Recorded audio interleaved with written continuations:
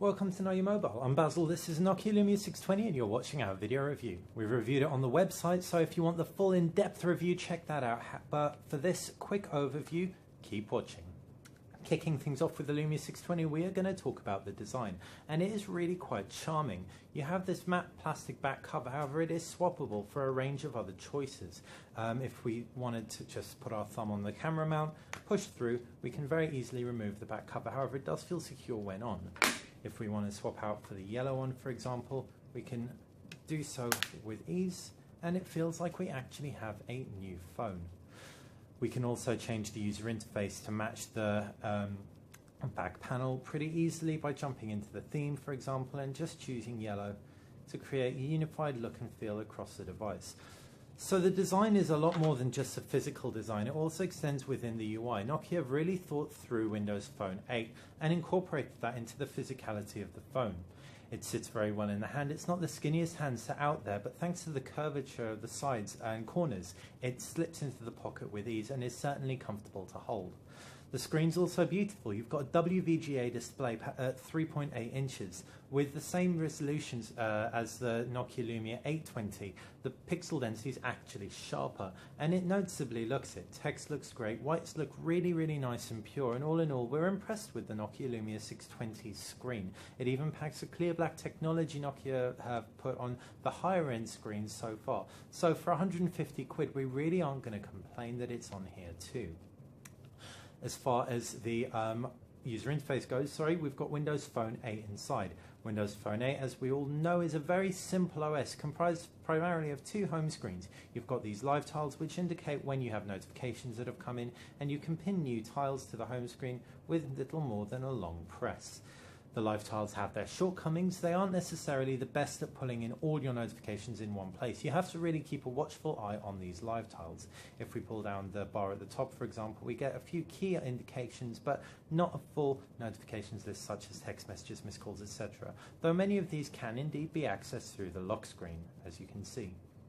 Another shortcoming of Windows Phone 8 is the fact that the App Store isn't quite as comprehensive as Android or iOS. So if you are coming from those operating systems, you should probably check your key apps, make sure they are available on here.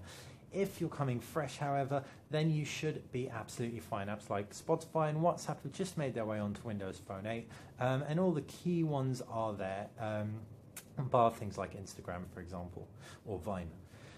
That said, Windows Phone 8, definitely a great first OS for people to get to grips with their smartphones with. It's really, really easy to get your head around, and it's very, very nice and visually pleasing with a unified typeface and clean themes. Moving on to the camera, and you have a 5 megapixel autofocus camera on the back.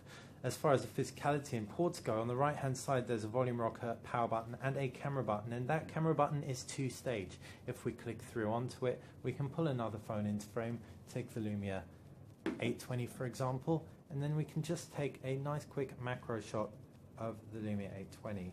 Maybe it flashed there, so maybe we'll turn the flash off and try that again. Oh, that's a focus assist flash. One more time. Let's just take a look at that picture. As we can see, and as you'll make out from the review, it's a very respectable 5 megapixel camera. It certainly isn't the best out there that we've seen, but like we said, we're not sure you're going to do a lot better for 150 quid. In terms of build and camera and screen indeed, as well as the UI. Operating system Windows Phone 8 being so efficient, the 1 GHz dual-core processor does a sterling job of powering through. We experienced no real slowdown while using the handset. So all in all, we are really, really impressed with the Lumia 620. As far as storage goes, there's I think 8 GB of storage on board, but if we pull off the back cover, we can see our micro SD card slot, so that is expandable up to an additional 32 GB.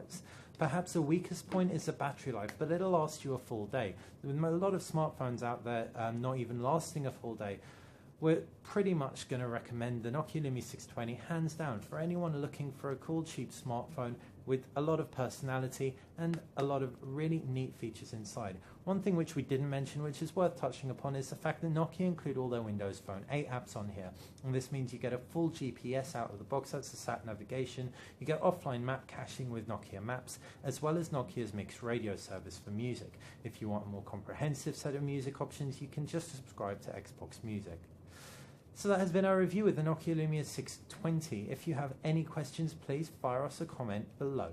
Thanks for watching Know Your Mobile. Feel free to subscribe to this channel if you like this video.